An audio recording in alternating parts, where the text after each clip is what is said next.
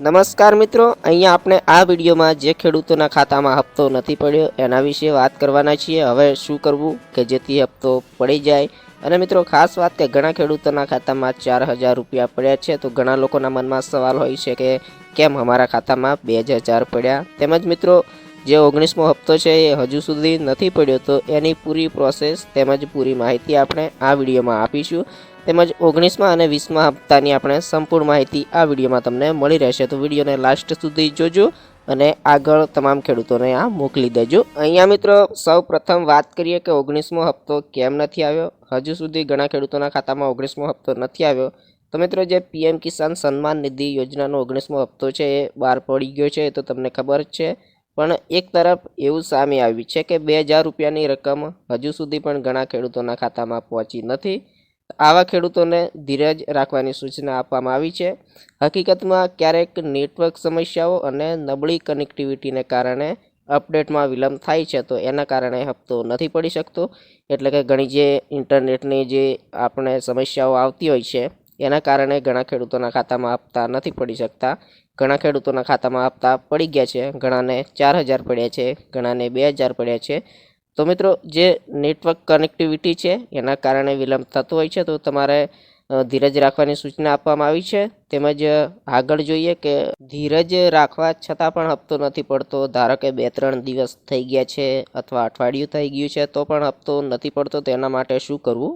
તો મિત્રો અહીંયા ચોખ્ખી સૂચના આપવામાં આવી છે કે જો લાભાર્થીની યાદીમાં સમાવેશ થયા પછી પણ 19મા હપ્તાના પૈસા તમારા ખાતામાં ન પહોંચ્યા હોય, તો તમે પીએમ કિસાન ICT@government.in જે ઈમેલ આઈડી છે એના ઉપર તમે સંપર્ક કરી શકો છો.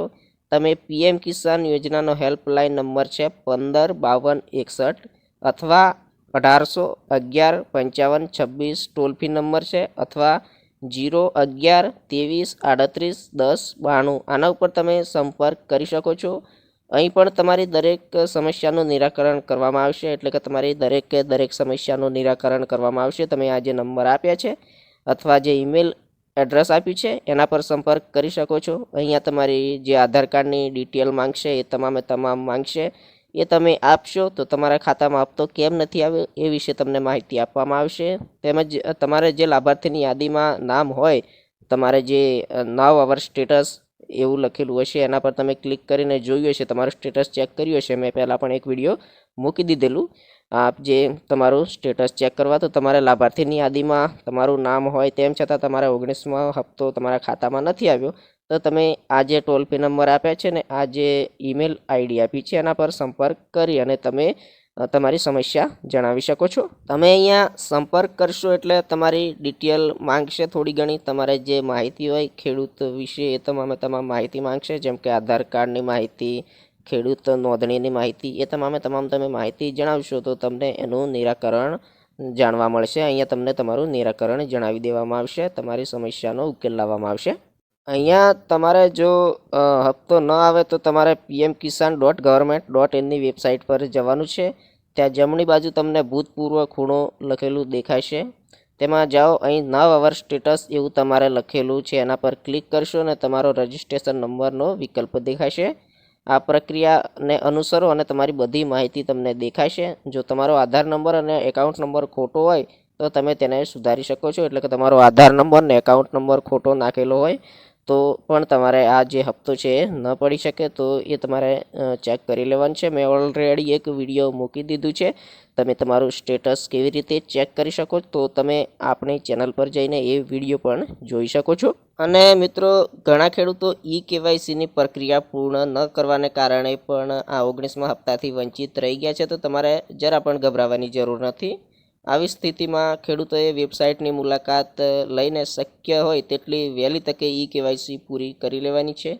અને નવીનતમ અપડેટ છે એ મુજબ એવું જણાવવામાં આવ્યું છે કે આ રકમ ખેડૂતોને કોઈ પણ દિવસે અથવા 20મા હપ્તાની રકમ સાથે મોકલી શકાય છે. એટલે કે તમે KYC સમયસર કરાવી દેશો તો તમને આ જે 2,000નો હપ્તો છે હાલમાં પડ્યો દરેક ખેડૂતોના ખાતામાં, એ પડી શકે છે. તમારે 19મો હપ્તો નથી પડ્યો તો, અથવા તમારે આ હપ્તો 20મા હપ્તાની સાથે મોકલવામાં આવે છે. એટલે 20મો હપ્તો આવે એની સાથે જ તમારે આ 19મો હપ્તો પણ આવી જશે. એટલે કે તમારા ખાતામાં આગામી હપ્તો 4,000 રૂપિયા જમા થશે. એટલે સૌ પ્રથમ તો તમારે જે આ 19મો હપ્તો નથી આવ્યો તો એનું કારણ શું છે એ જાણવું જરૂરી છે, અને એ કારણ જાણી અને તમારે એ પ્રમાણેની પ્રોસેસ પૂર્ણ કરી લેવાની છે. તેમજ મિત્રો અહીંયા લાભાર્થીઓની સંખ્યામાં પણ ઘટાડો થયો છે. નોંધનીય છે કે પીએમ કિસાન યોજના હેઠળ દર વર્ષે ખેડૂતોના ખાતામાં 6,000 રૂપિયા મોકલવામાં આવે છે. આ રકમ ખેડૂતોને દર 4 મહિનાના અંતર સાથે 3 હપ્તામાં મોકલવામાં આવે છે. અને અહીંયા આ યોજનામાં લાભાર્થીઓની સંખ્યા સતત ઘટી રહી છે.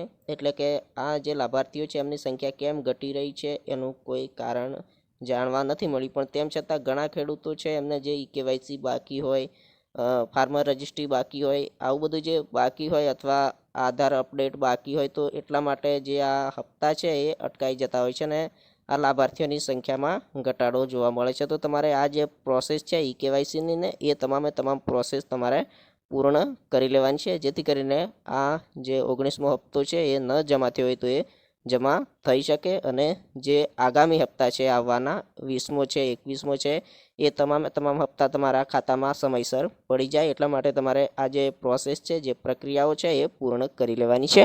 તેમજ મિત્રો આગળ વાત કરીએ તો ઘણા ખેડૂતોના ખાતામાં 4,000 રૂપિયા જમા થયા છે. તો ઘણા ખેડૂતોના મનમાં સવાલ હોય છે કે અમારા ખાતામાં ફક્ત 2,000 જમા થયા છે, તો આવું કેમ? તો મિત્રો જે ઘણા ખેડૂતોના ખાતામાં 4,000 રૂપિયા જમા થયા છે એમને 2 હપ્તા જમા થયા છે. એટલે કે જે પહેલાં 2,000 રૂપિયા જમા થયા અને ત્યારબાદ બીજા 2,000, એમ કરીને ટોટલ 4,000 રૂપિયા જમા થયા છે. તો જેમણે 18મો હપ્તો બાકી હતો પહેલાં એમને જે 2 હપ્તા છે એ એક સાથે જમા થયા છે. જેમને પહેલાં કેવાયસી કરાવવાનું બાકી હતું એ લોકોને 18મો હપ્તો આ વખતે પડ્યો છે 19મા હપ્તા સાથે. તો મિત્રો તમારે 2,000 પડ્યા હોય તો એ તમારે પહેલાં તમારે 18મો હપ્તો મળી ગયો હશે, જેના લીધે તમારે 19મા હપ્તાના ફક્ત 2,000 જ જમા થયા છે. તો કોને કોને 4,000 જમા થયા છે કોમેન્ટમાં બતાવજો. 18મો હપ્તો બાકી હતો એ તમામે તમામ ખેડૂતોને મળી ગયો છે આ વખતે 19મા હપ્તા સાથે.